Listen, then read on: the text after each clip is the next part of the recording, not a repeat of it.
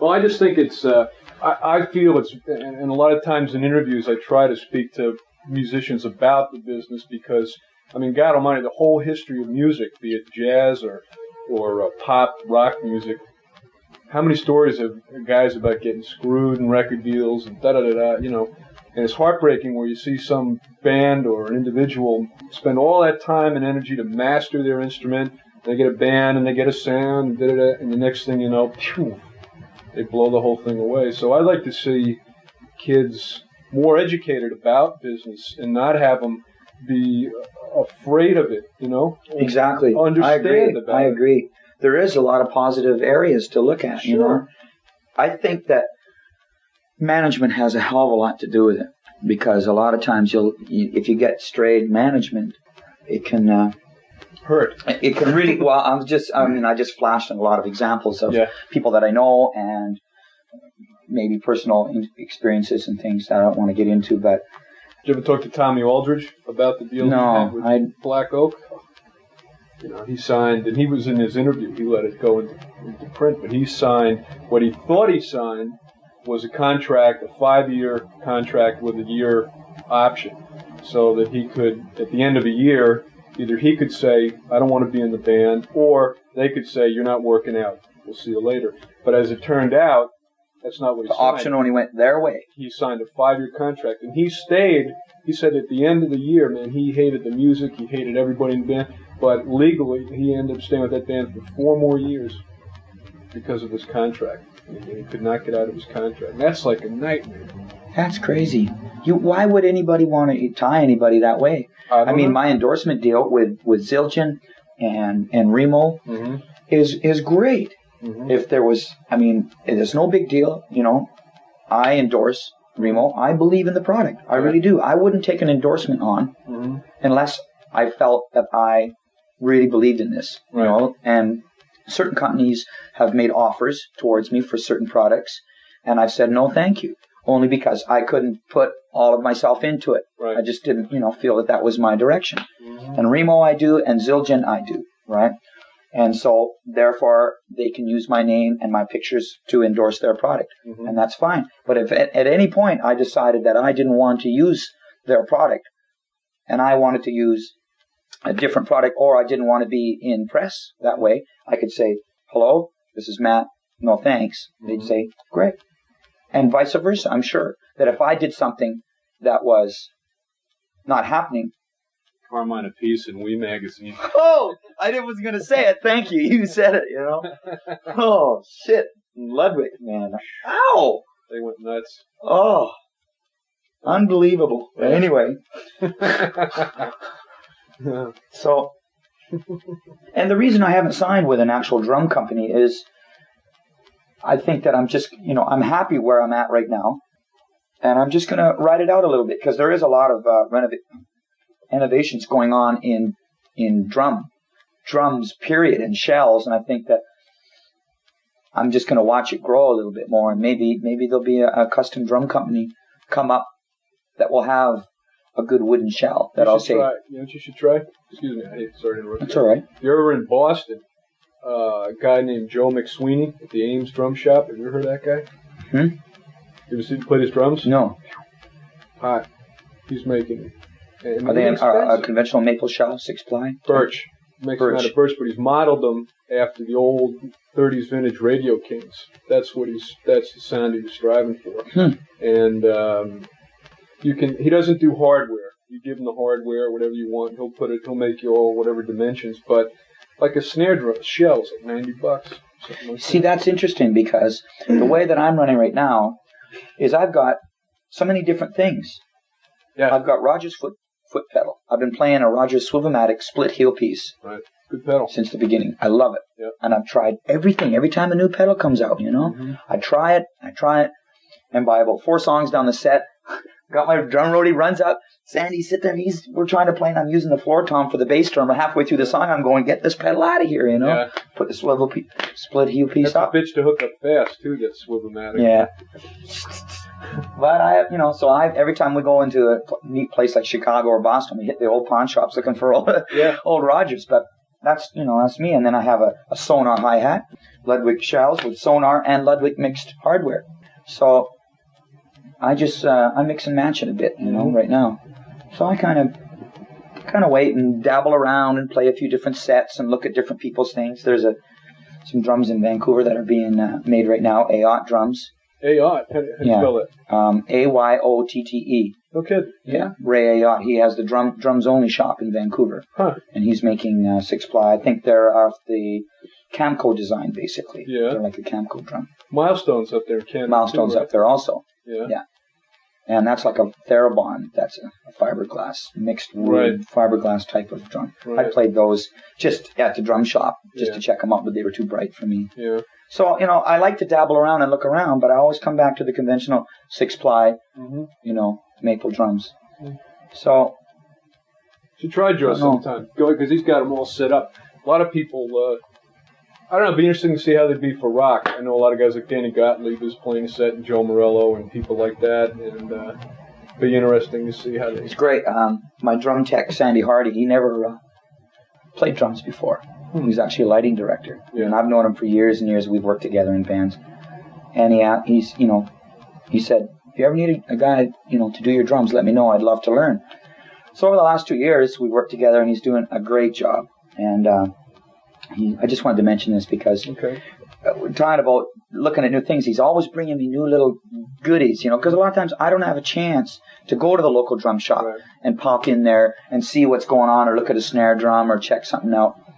And he's always bringing me a different stool or a different snare. He'll bring me in, and the runner will bring in a drum, and I'll check it out. And I go, hey, that's pretty neat.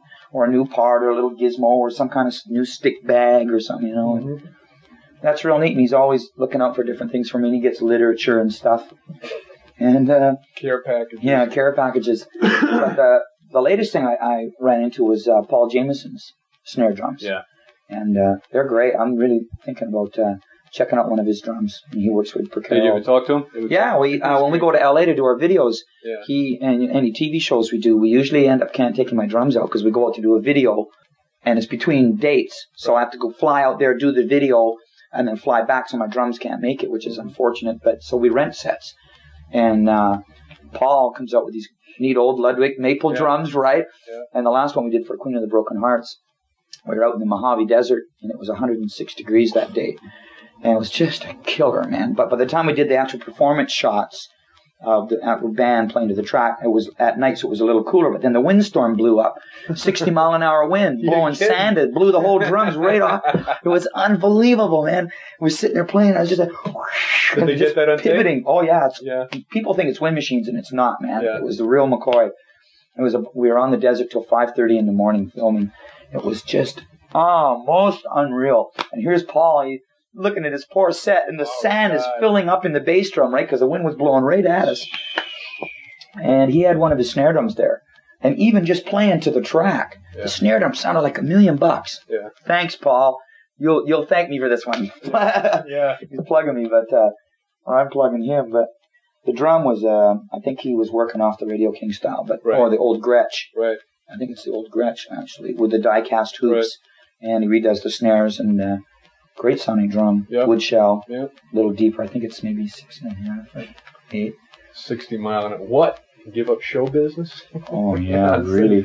I mean, we were so tired after running around, and we had all this garb, and that's what I meant about being an actor, too, Yeah. We're out there running around, and the producer's got us climbing mountains and all this stuff, right? Yeah. And we're just going, oh, man. I just want to be a drummer. I just want to play drums. Yeah, it's lots of fun. Lots of fun. Man, I can't believe this is good. I think I almost covered everything. Yeah. Wow. Oh, here's one more. I don't know. See if you may want to answer this. This is one of the heavy metal bands. I was going to ask you if you guys have ever seen your name on any water towers in school buildings. Yeah, you see stuff like that. I guess that's when you know you've made it, in heavy metal. Ever notice there's just a certain type of music that end up on water tower. You never see Gordon Lightfoot. No. Water towers. Simon and Garfunkel, I love the kids today, man. They're so into it. Yeah. It's great. And they come out and they get dressed like you and they rock. We got this thing going on. We call it our mascot now. We call him Bob. And this girl, in Ohio made this lookalike of Mike Reno, and it's cardboard, right? Yeah. And she's painted it all out the way he dresses and everything. And every day, Rocky, our monitor guy, they put him in a different spot in the hall. So when the band shows up for sound check, he's in a different spot, and we have to guess where he is, right? And he's either up in one of the lighting trusses, or he's up in the rafters, or he's up behind the PA, or he's down over here, or he's up in one of the seats, or he's in the bus, driving one of the buses, right? And it's just hilarious, man. We just have the greatest time. It breaks the monotony of touring, you know? Yeah. And so we kind of have fun with some of these things, and it's just hilarious. Do you read much? Are you a reader? Not really. I'm too hyper. Yeah? I sit down and I try and read, and somebody will honk a horn outside. I'll go look out the window, you know, and then I'm distracted. So what do you do like in your off hours if you're not playing? Sleep. Sleep, yeah. I like to go out. I like to stay in. I like to swim. Yeah. Yeah, I like to swim. I like to play golf. And stuff like that. A lot of times I don't get to play golf that much when we're touring because, like, we have our own plane. Well, not our own. We lease a jet. Yeah. And to make it easier for the band to stay healthy rather than on the bus. And we started that in 82. But a lot of times we'll play and then leave after the show. Maybe there's an hour's drive and you get there late at night. And then you sleep and get up. And I like to shop and browse around. Yeah. So that makes it easier to have a bit more time on your own to relax before the show. But sound checks at 4. We leave there at after 6. Mm-hmm. Come home, have dinner. We're back. We have to leave the hotel at 8. You know, and the show starts at 9:30, and then it's the same routine. We're playing 4 or 5 shows a week, and we're out till March. So it's like, you know, you almost get in a routine. Like for me, it's so physical for me to push the band and be healthy and really be on the ball because every night is a special night, you know. Yeah. And just because you're in Dayton, Ohio tonight, and then you're in Cincinnati, and then you're in New York, and then you're in Miami, it's like every night is very important, you know. Yeah. And you think, you really got to be up, and it's so physical, and the set's an hour and a half or a little more by the end of the encores. And it's just like, I probably sweat out like 10 pounds a night of liquids. Seriously? That much, yeah? I think so, yeah. Wow. So it's like really, really physical for me, and I've got to watch my health. I really do. Are you on a strict diet? Not a strict? No, but I'm taking some protein drinks now. Yeah. We're like close to 3.5 months into the tour, and I've lost, you know, some weight due to sweating, you know, and working. I feel strong and trim, but some days you get a little spaced out. So vitamins I like to. I'm taking vitamins and a protein drink. And is there any food you won't eat when you're on tour? Well, I have to be careful of eating too much red meat. Really? Because you get bogged down. You have prime rib today and a fillet tomorrow and then a steak. Yeah. You get sleepy and sluggish. You know. So I try and mix from fish to seafood and then chicken and try and do that. But I'm not really into sweets or anything. Yeah. I don't know. I have a healthy appetite, and there isn't anything about the road that bothers me. So except maids. Yeah. Maids. Yeah. Right. That's great. We have a set of weights in the dressing room, and the keyboard player and myself and Michael push weights, just to trim up, before the show. How many pounds? I don't know what that is. That's probably about, it's about 80 or something like that. Dumbbell? Yeah. No, straight bar. Straight bar. We have a couple of little handbells that I do, just some arm things. But just not to put muscle on and turn into Arnold or anybody, but, Billy Cobham. Yeah. Oh, man. I stood up. Oh, God. I watched him play in Vancouver when we had our time off. And he came out with the, he was with the mix of the Grateful Dead. What was that? Bobby and the Midnites. Bobby and the Midnites. Yeah, Midnites. What a different band that was. He had a little kit too, right? A 4-piece set he had with that band? 4 or 5-piece? It wasn't his biggest set. I'm trying to remember. I think he did have double bass drums. Did he? Okay. But he didn't have as many toms. Yeah. And it was a small little, like a Commodore ballroom, it's called, in Vancouver. So held about 1,200 people. And I watched him from about 8 feet away, side curtain. Oh, God, his arms, man. He can lay it down. First time I ever saw Billy was the Mahavishnu was opening for the Byrds. And how's that for a billing, right? Some genius billing. And it was at Stony Brook University. And it was at a time where I had quit smoking pot, and I just was trying to straighten out. And so what they did was almost like Ohio with the Who, man. Like the tremendous crowd. They opened one door, And then it was the push scene. Oh, no. And it was nowhere to move, and I was getting freaked out. I had a girlfriend with me, and I was worried about her. And I finally got into the place, man. I was like a nervous wreck, like this. And we sit down, and we're smoking pot, and I didn't dig that. I'm like, oh, man, that made me more nervous. And all of a sudden, the Mahavishnu Orchestra comes out. Now, the last thing I heard John McLaughlin play was My Goals Beyond, which was all acoustic, right? Pretty much. And I thought, oh, John McLaughlin, this will be nice, Oh, no. Billy comes out. He kicked off. He had a 5-piece kit, blonde little kit, And about two and a half tunes, I had to walk out. I didn't even stay for the birds. So intense. And then very. I got to get out of here, man. And I left. I couldn't stay to watch it. But it's just, that was the most intense. Maybe if it hadn't been for all the stuff that went beforehand. But Billy was wild, man. No kidding. That was a very, very intense band. Was that Jerry Goodman, too, playing violin? Yeah, those Stranded. Jan Hammer was on keyboards. And, I loved that group, man. That energy, it freaked me out. That was so good. Well, I'm about asked out of questions, unless there's anything else you wanted to hit on. Is there anything else you could think of? And I hardly talked at all. Cool.